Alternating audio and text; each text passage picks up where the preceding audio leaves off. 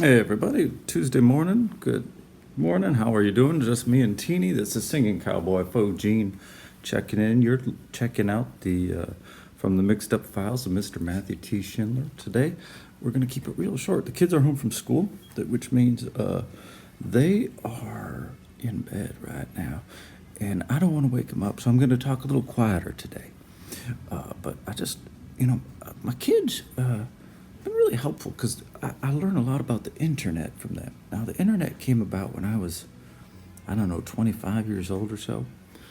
I remember a guy pulled me aside. He said, "Hey, this is going to change everything," and he showed me this picture on the screen, and there were a bunch of little gophers on there because the University of Minnesota had kind of started this gopher thing. And I didn't get it. I didn't get it. And we had quick mail, and we had email. I worked at the Minnesota Center for Arts Education back then, which is I think it's called the Perpich School of the Arts now. And the internet was new, everything was new. And I kind of figured, with the internet, things were going to be different. I sensed that early. And they certainly have become that. I remember in 2001, I said to my bandmates, I said, I don't think people are going to buy CDs anymore. And I certainly never started buying CDs. I started buying vinyl when I was a kid. And oh, my little baby.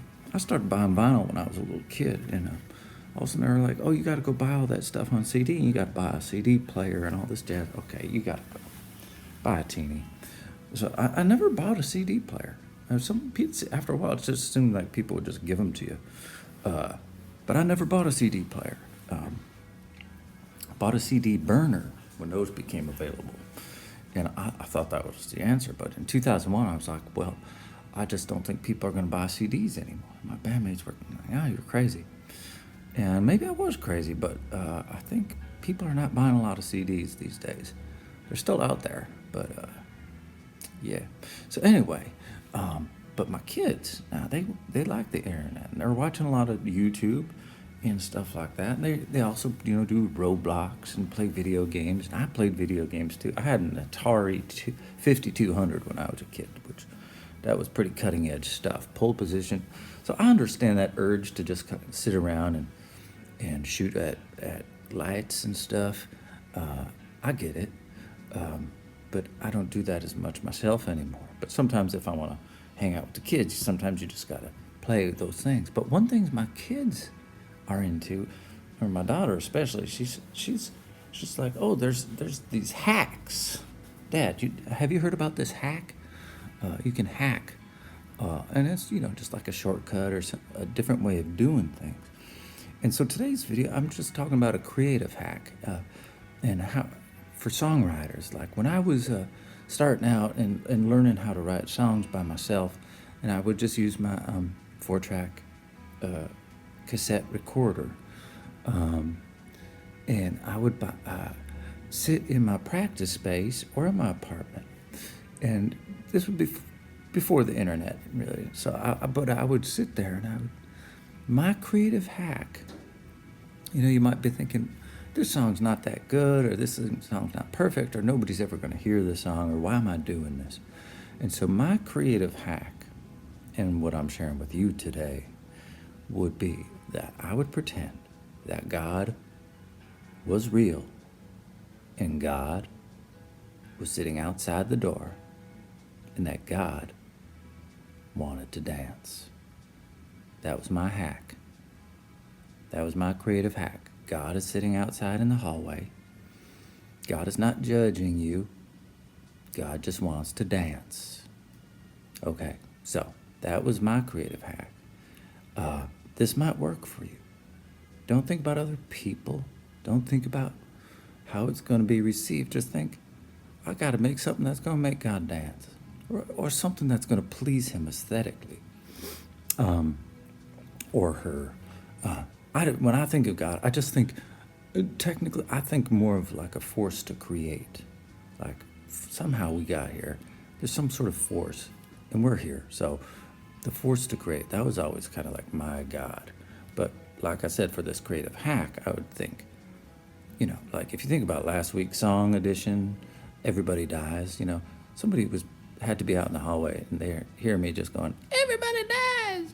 Everybody dies!" I think that guy's crazy, but you can't think about what a person is thinking about. You're thinking about God, thinking about this force to create, and making that guy want to dance. So anyways, today, strangely enough, the song that I'm adding to the mixed up files of Mr. Matthew T. Schindler, Volume 10, over on Bandcamp today, the version that I'm putting up there, the song, it's called A Lullaby for Johnny Ballgame. And the creative hack that I use for this one, and a thing that's happening a lot nowadays, is a lot of music out there is to help people get to sleep. Now, you hear about these guys making music with AI and creating 10,000 songs and creating 10,000 bots and making $10 million from all that jazz. Well, this song is, I could make 100 songs to help you fall asleep, but I made this one I'm going to say I made this one, and can't remember exactly. I'm going to say I made this one about 2004. So, but this one definitely, when I was, auditioning songs, like, what am I going to add today? I fell asleep to this song, and I'm like, wait a minute, that's a hack. This is one of those songs where I was trying to make God, or help, rather than make God dance, I wanted him to fall asleep. So now if you put this song on repeat, or you might just have a good night's sleep. And I think a good night's sleep is one of the greatest gifts in the world. When you wake up from a good night's sleep, the world is a better place. It really is. You wake up from a good dream, you wake up energized, and everything is better. So that is my creative hack. Pretend that God is outside your door and he wants to dance, or you want to help him get to sleep or something. But don't worry about what the internet's going to say. Don't worry about your roommate's going to say, although you can piss off your roommate if you're sitting there yelling everybody dies over and over again. I will tell you that.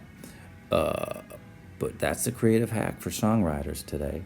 And so I hope that you take this lesson to heart and that it works for you. So I'm posting this on Substack, which is fauxjean.substack.com. And if you want to go listen to the song or download the album, or just listen to it so you can help fall asleep, you would go to fauxjean.bandcamp.com. And that's how we're going to do that. So I thank you for your attention as always. It is amazing to me that you all take a moment away from your day to listen to this crazy cowboy talking about music and creative hacks. So I appreciate it.